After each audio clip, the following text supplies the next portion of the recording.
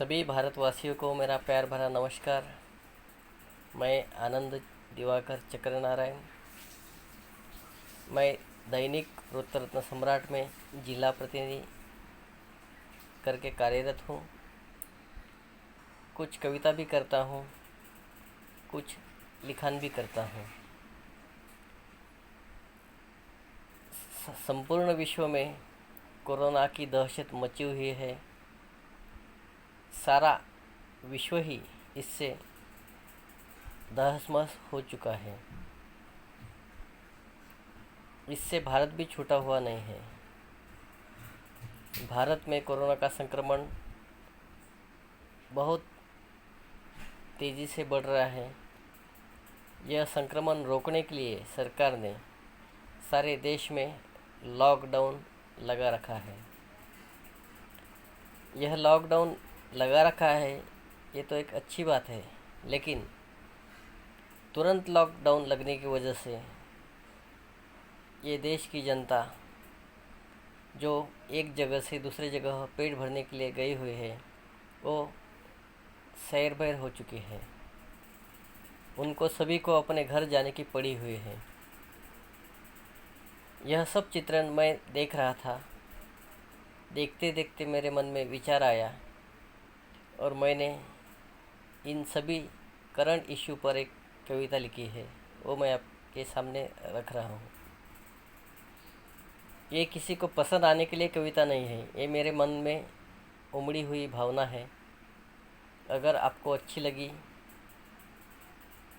तो ठीक है, वरना कोई बात नहीं। मैं मेरी कविता शुरू करने जा रहा हूँ।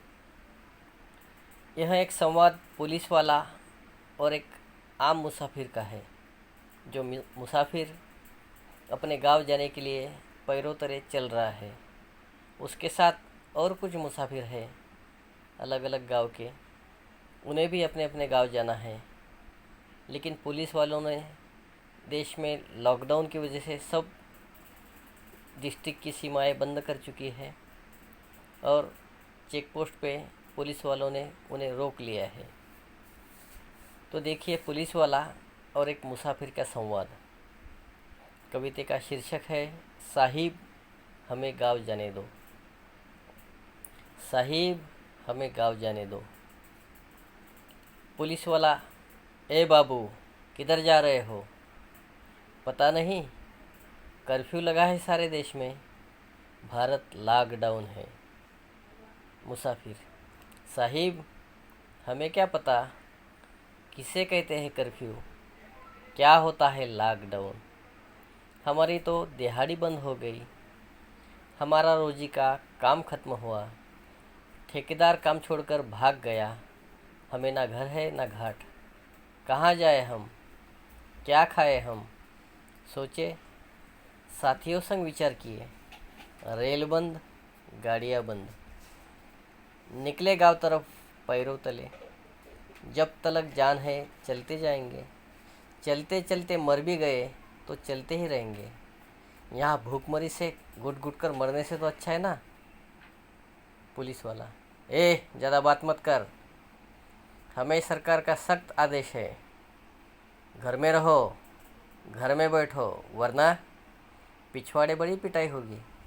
मुसाफिर: साहिब, पहले ही बताया आपको, हमें ना घर है ना घाट, गांव जाए तो झोपड़ी है टूटी फूटी, उस झुग्गी में है एक बूढ़ी और बीमार माँ, आखिरी सांसें गिन रही है वह, कब मरेगी पता नहीं, उसे आखिरी बार मिलने तो जाने दो साहिब।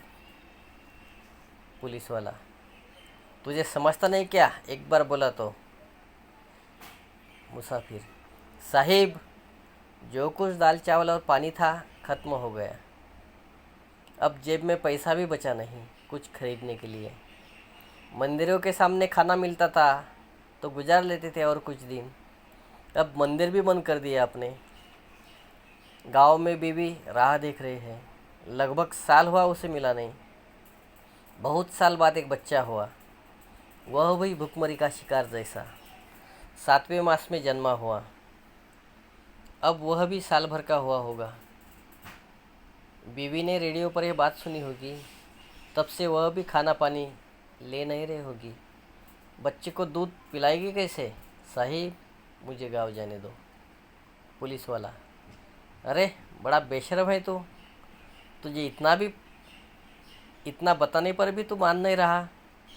मुसाफिर: साहिब, 800 मील गाँव है हमारा, ऐसा लोग कहते हैं।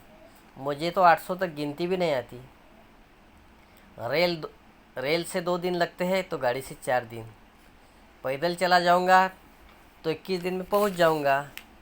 लेकिन अभी अभी मैंने सुना है कि 21 दिन तक आपने सारे मार्ग बंद कर दिए हैं, तो कैसे जाएगा हम?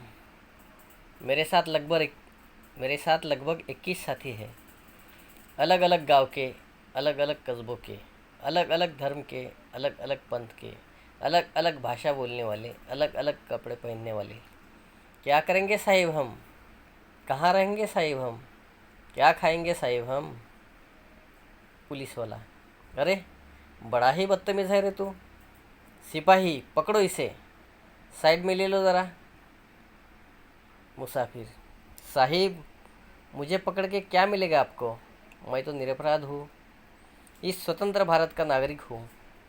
ना तो मैं चोर हूँ, ना ही लुटेरा। मैं तो सिर्फ गांव जाने की आपको याचना कर रहा हूँ। अगर आप केवल 2 दिन पहले हमें बता देते तो हम हमारे गांव चले जाते, अपने परिवार के साथ खुशी से रहते, माँ, बीवी, बच्चे, भाई बहन सबको मिलते। आपने तो अचानक यह फरमान छोड़ा, जहाँ हो वहाँ रहो, अपने घर में रहो। पुलिस वाला: तुझे समझ नहीं आ रहा है? ले रहे हो डंडा, मार इसके पैर पर, मार इसके पीठ पर।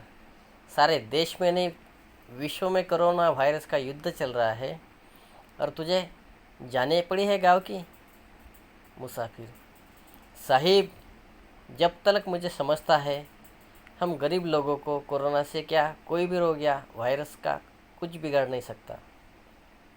साहिब, जब तक मुझे समझता है, हम गरीब लोगों का कोरोना या कोई भी रोग या वायरस कुछ बिगाड़ नहीं सकता।